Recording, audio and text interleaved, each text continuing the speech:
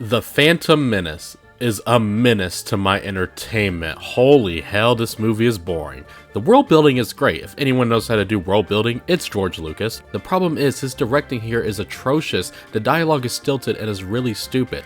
The writing of this film is so poor that it hurts any other element that this film has to offer, like the acting. These actors aren't bad whatsoever. Even the child actor Jake Lloyd got bullied after this movie, and it really sucks because he gives it his all and you can tell he's genuinely having fun with the project. It's just the writing is so bad, it hurts the acting element so much in this movie. I know there's some Phantom Menace fans, but it just ain't for me. The score is absolutely phenomenal. The Darth Maul battle is awesome. The music in that scene is one of the best in Star Wars history. The dun dun dun dun dun dun dun dun, like we all know it. It's a classic. But one good scene doesn't make a bad movie suddenly good. I get there's some love for the first two prequel films, but all I gotta ask is, how and where do I get the love? When I come to Star Wars, I expect lightsaber battles where I go, oh my god, Jesus Christ! But here I gotta be here with everyone at the dinner table just sitting. Erase bonds. Don't do that again. Wow. That's fun. Movies don't need to be action just to be entertaining. The Empire Strikes Back has some of the most talkiest scenes in the saga. In that movie, the dialogue feels cheesy, but there's a huge mix of realism, causing for every word that says to be memorable in a way and to have impact on the story that's already intriguing. Here, the dialogue is just so... I'll try spinning. That's a good trick. And instead of destroying the Death Star, he destroys the ship that controls the robots. Again, it's like poetry, so if they rhyme. Every stanza kind of rhymes with the last one. Hopefully it'll work. Jar Jar Binks absolutely sucks.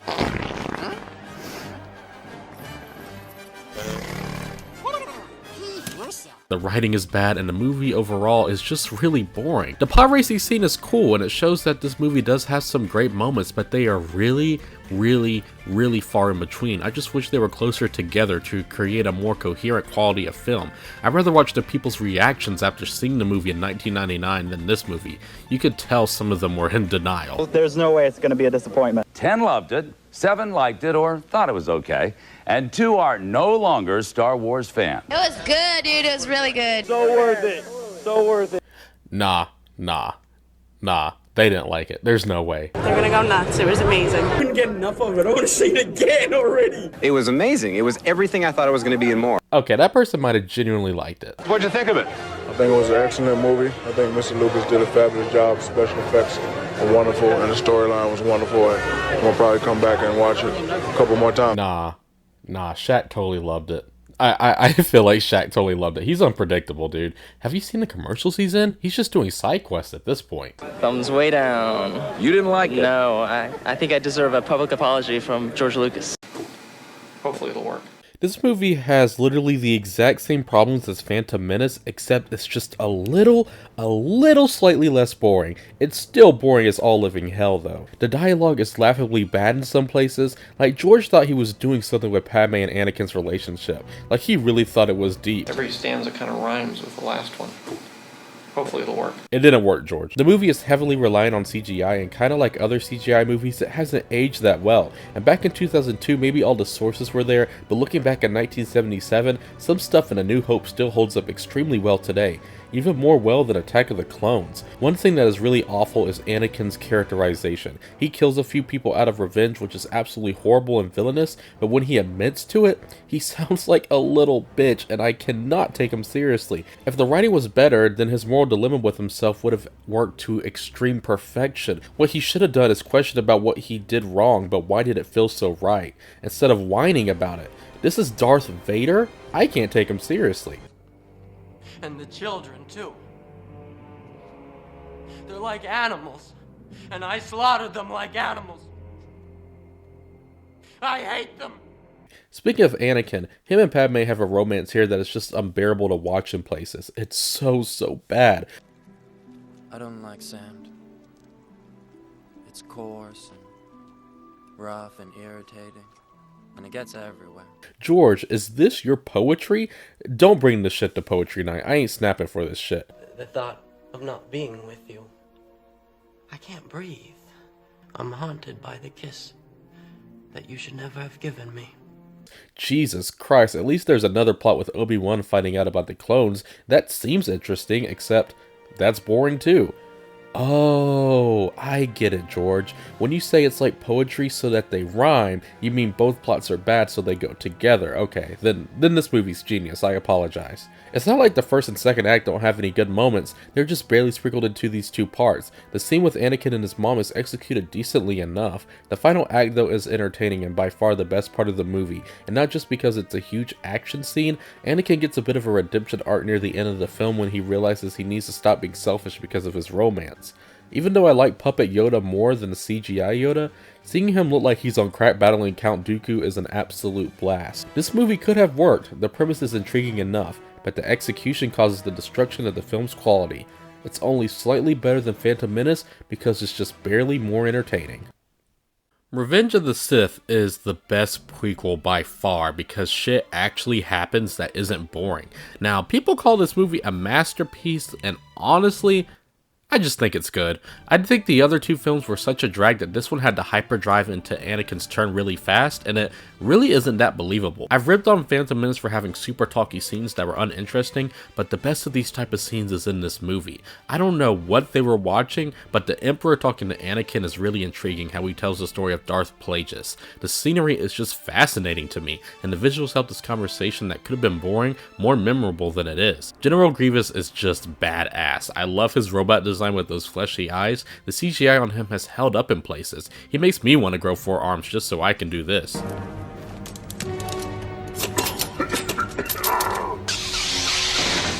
The cinematography feels really uninspired in some scenes except for the final action scene with Obi-Wan Kenobi and Anakin, which is actually one of the best fight scenes of the entire Star Wars franchise, and honestly, I might like it more than the Darth Maul battle in Episode 1. And despite it ending in a cheesy way, Hayden Christensen's I Hate You is very haunting and shows he can act if someone could actually write a decent script for him, George.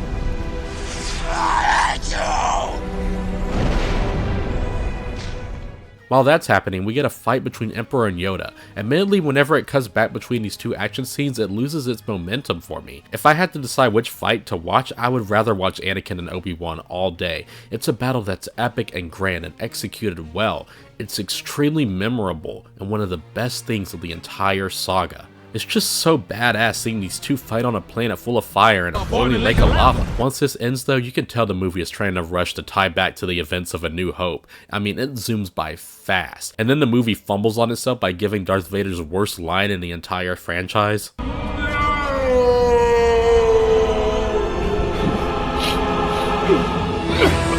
Despite the cheesy dialogue and poor writing in places, Hayden Christensen is his best here as Anakin. I know it's not easy working with George Lucas's prequel dialogue, but he does a great job with what is given. One thing about this movie I love is the dialogue does make way for a meme goldmine. So many classic moments. My powers have doubled since the last time we met, Count. Good. Twice the pride, double the fall.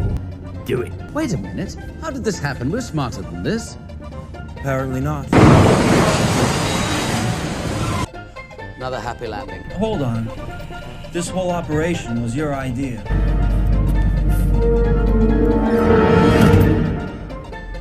Hello there. So uncivilized. Take a seat, young Skywalker. What about the droid attack on the Wookiees? I don't remember asking you a damn thing. The Order 66 scene honestly feels menacing, seeing all the Jedi finally meet their end. I never watched the Clone Wars show that much, but I'm sure that watching this and that, and then the Jedi getting betrayed is heart-wrenching, and the music that swells in the background is some of the best of the whole saga. Revenge of the Sith has a mixed bag of a first and second act, but a powerful third act. It's by far the best prequel installment. The one that started it all. The original Star Wars is the perfect example on how to create a new sci-fi world and succeed. The world building in this movie is incredible. The movie is a slow burner, to be fair, but it needs to be because there are so many things introduced in this one film, so the slow pace gives the movie time to settle things in with the audience. This is the introduction of lightsabers, X-Wings, a planet with 2 suns, the devil? George Lucas had a vision and he painted it perfectly. The world building here for the very first Star Wars movie is some of the best work ever put to film.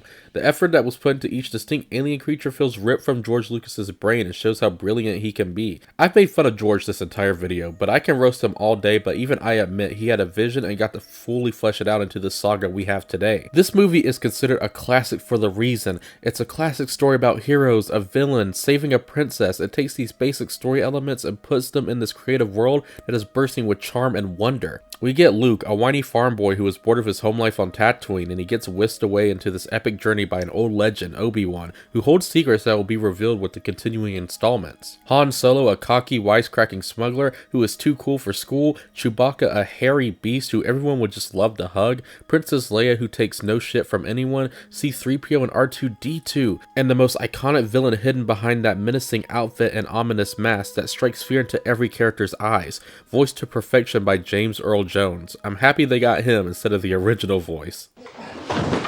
Start tearing this ship apart piece by piece until you find those tapes.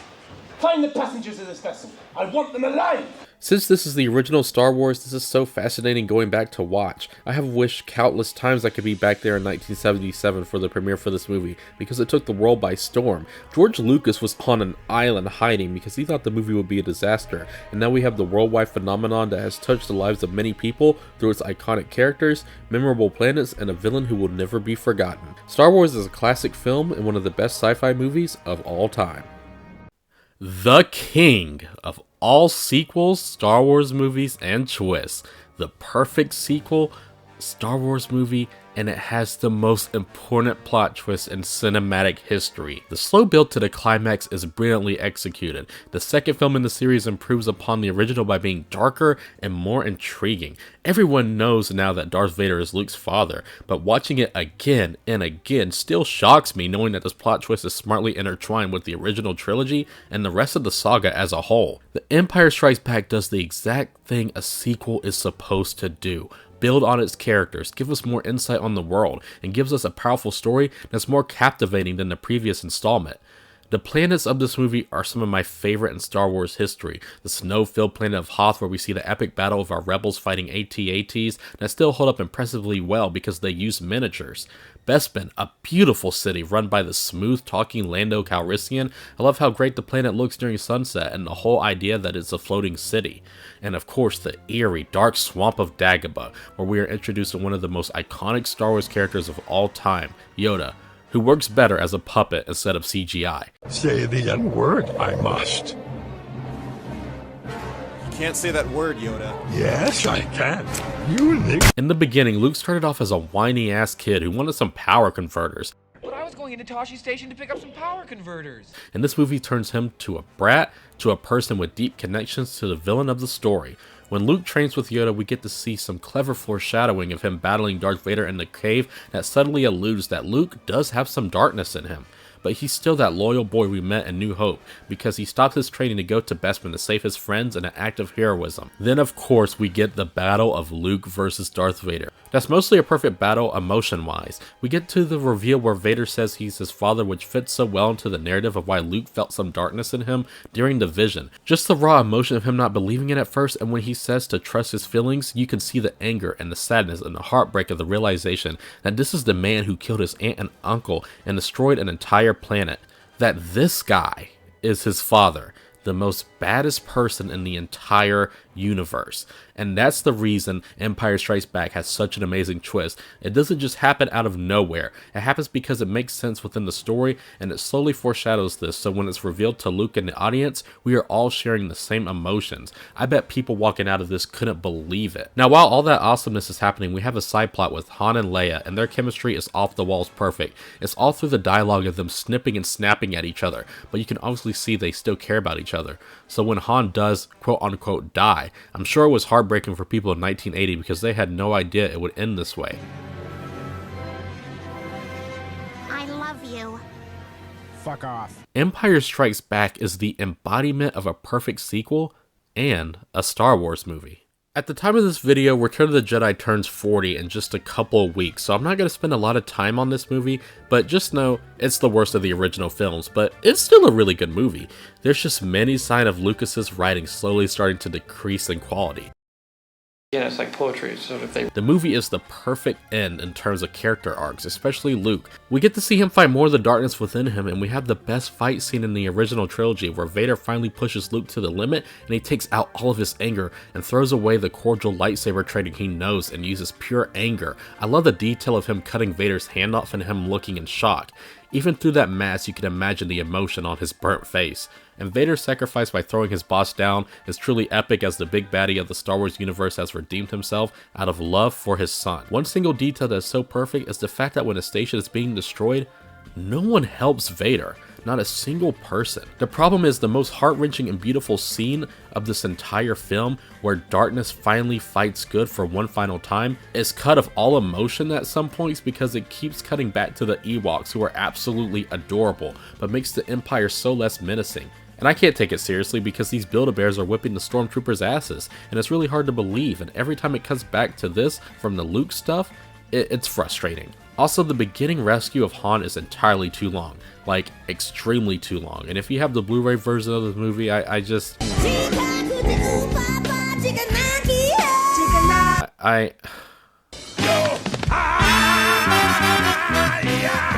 can't. Return of the Jedi is a very good movie, with some flaws, but the ending arc of Luke and his friends helps this conclusion find its footing by the end.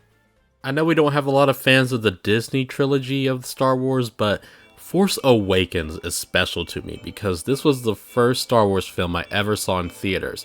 It was my first time being filled in a room of Star Wars fans. Everyone was so hyped to see the start of the sequel trilogy to be unveiled. Through the movie, there was suspenseful moments, tons of laughter, and the satisfaction of meeting our new heroes, Rey, Finn, and Poe, combined with the old characters like Han and Leia. I like Rey a lot. I don't give a f. I mean, yeah, it's annoying hearing her opening line every time when you play LEGO Star Wars, but Daisy Ridley does a great job as this character. Yeah, she caught on a little bit too quick with some things, but didn't Anakin in episode 1 when he was flying? Oh, but y'all didn't say anything then. Now, as a black guy myself, I love seeing another black guy in Star Wars. There's only like, what, 4? John Boyega does a fantastic job as the stormtrooper turned rebel. He's absolutely one of my favorite characters in the sequel trilogy. It's just sad that he got the shaft by the end of it all. The action scenes are grand and exhilarating. I remember being in the theater being blown away the shot of the Millennium Falcon going up slightly and then it goes straight down. I don't know how to explain it. It's this shot right here.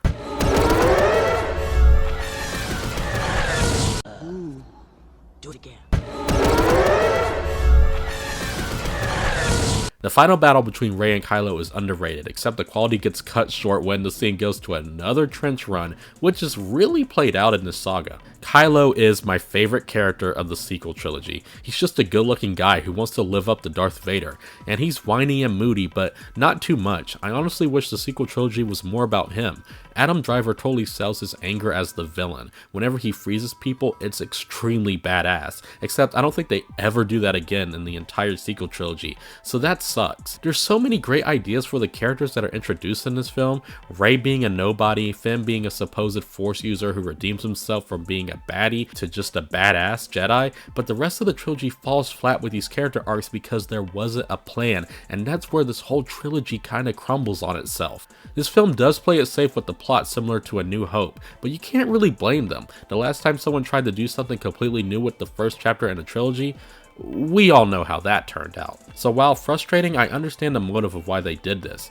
Force Awakens, in my opinion, was a triumphant comeback to Star Wars that was full of heart and tons to love, even though it's very familiar. The Last Jedi was a movie that I have been dying to talk about on this channel because it's one of the most divisive films of all time. Which side do I fall in? Well,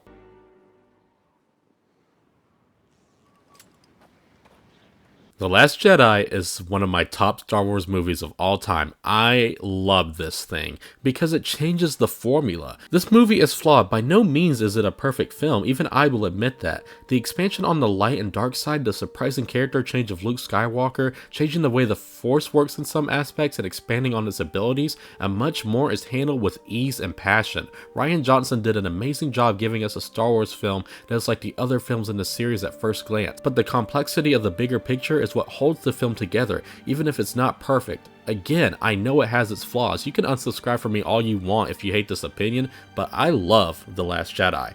Yes, the casino planet absolutely sucks, but the movie subverts expectations that will keep you on your feet for better or worse. It's bold and daring, and that's why I love this so much. Finn and Rose in the casino planet is by far the worst part of the movie. Everyone knows this. In my opinion, Rose isn't a bad character. It's just that I can buy the chemistry of friendship between the two, but just not a romantic chemistry. It hurts the movie a lot and my boy John Boyega. The throne room battle is one of my favorite battles in the entire franchise. The emotions portrayed on Rey and Kylo's face is so captivating because it shows that Rey has some darkness and Kylo has some light, and it shows that things can be balanced and aligned properly. Luke Skywalker is a broken man, and Mark Hamill's performance is outstanding. If he was still the same Luke from the original trilogy, he would just go to the First Order right away, but then that wouldn't be as rewarding as his redemption is at the ending of The Last Jedi when he faces Kylo Ren.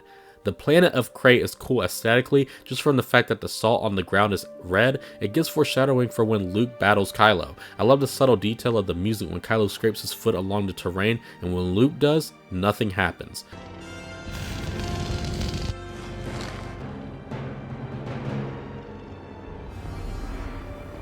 The action scenes are phenomenal, every last one of them, even if they are few and far in between. Again, the casino planet action scene wasn't that good, but when Hodo gets the ship and crashes through the fleet and the scene goes absolutely quiet, it's one of the best directing decisions I've seen in a long time. Anyone would have just made it do a gigantic boom, but the fact that it goes silent works extremely well. This is also one of those movies where the deleted scenes improve the overall quality of the movie. I want the CGI finish in these scenes and put it into the movie, please. You beat us down. But when your shiny neck was threatened, you squealed like a whoop hog. When I put a gun to your head, you shut down Starkiller shields.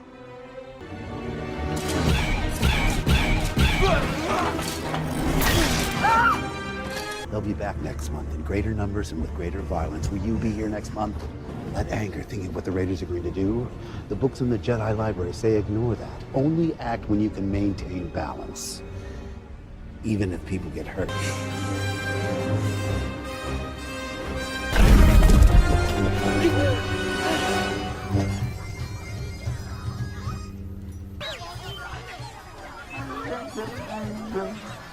Seriously? Yeah, throw that one in there too. Visually and cinematography wise, this is the best Star Wars film ever made.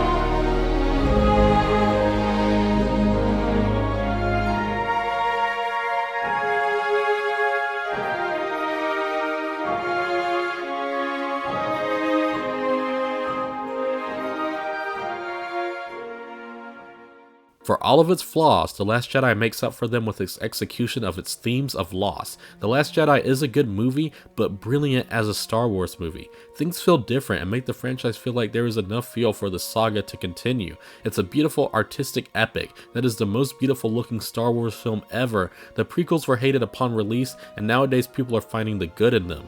The legacy of Star Wars reception changes with time, and I hope the same does with this movie. This is the worst movie in the sequel trilogy, but it's just okay. The beginning isn't that good, there's so much fun going on, but I was wanting there to be more intimate and quiet moments, but there never was a dull moment because it just kept going and going with fast-paced entertainment. The middle and final act truly represents how deep Star Wars can go into pathos. The film concludes a 9-movie saga that's been going on for 42 years. J.J. Abrams has so much to work with, and he came out with an okay Star Wars movie. There are some things that I thought were odd and didn't need to be in the movie, but some of those choices made by Abrams worked well within the plot. Leia was in this film a lot more than I expected after Carrie Fisher sadly passed away. They found a good way to work past her death and interweave her in the plot and conclude her character arc. With all the troubled production problems with the unexpected passing, having to close out a 4-decade-long saga, and among other things, the final product is better than one would expect. Adam Driver's performance as Kylo Ren continues to impress, but this movie belongs to Daisy Ridley. Adam Driver may have knocked his performances in this trilogy out of the park, but in this final installment, really knocked it outside the galaxy. She gives it her all, and there are so many times where her character felt grounded and realistically captivating, like Mark Hamill's Luke in the original trilogy. Even though they are surrounded by fantasy elements such as creatures and tons of powers, it helps sell the performance when you know you can sympathize with the character in this insane yet imaginative universe. This movie is incredibly flawed though. Palpatine returning really does feel like a cop-out. Somehow Palpatine returned. Finn has nothing to do here, like we really were robbed of something that could have been an amazing character. Finn deserves so much more than just screaming Rey than literally being pushed to the side.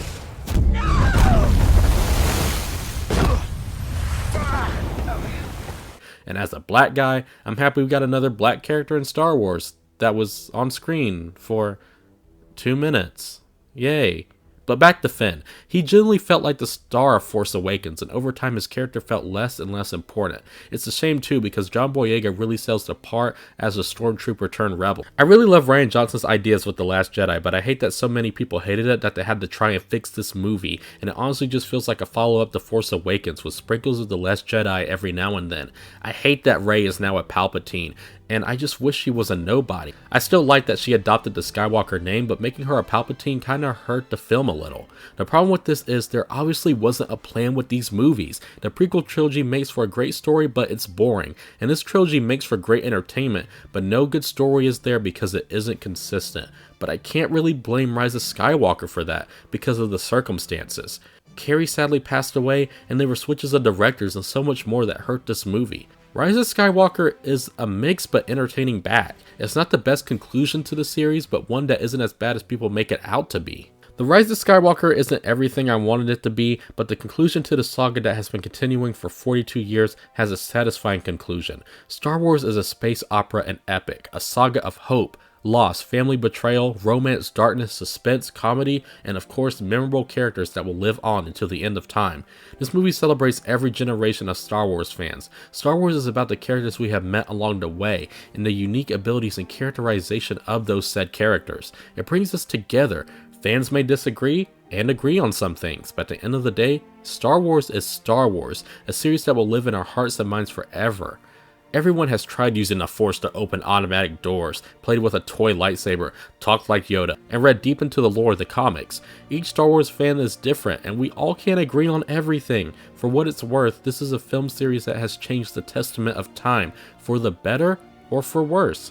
I can't imagine living in a world where characters such as Han, Luke, Leia, and of course Darth Vader and his plot twists he brings into The Empire Strikes Back didn't exist. If this really was the end of the Skywalker Saga, then thinking back to all the other movies and the legacy this film series has brought, I couldn't have asked for a better conclusion to the world's most beloved series.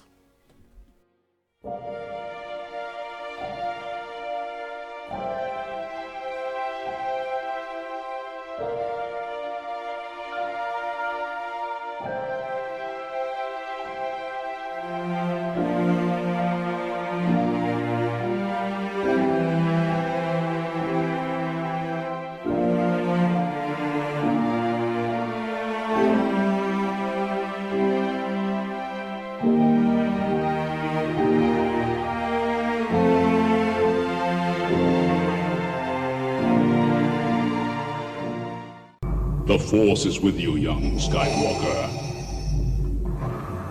But you are not a Jedi yet.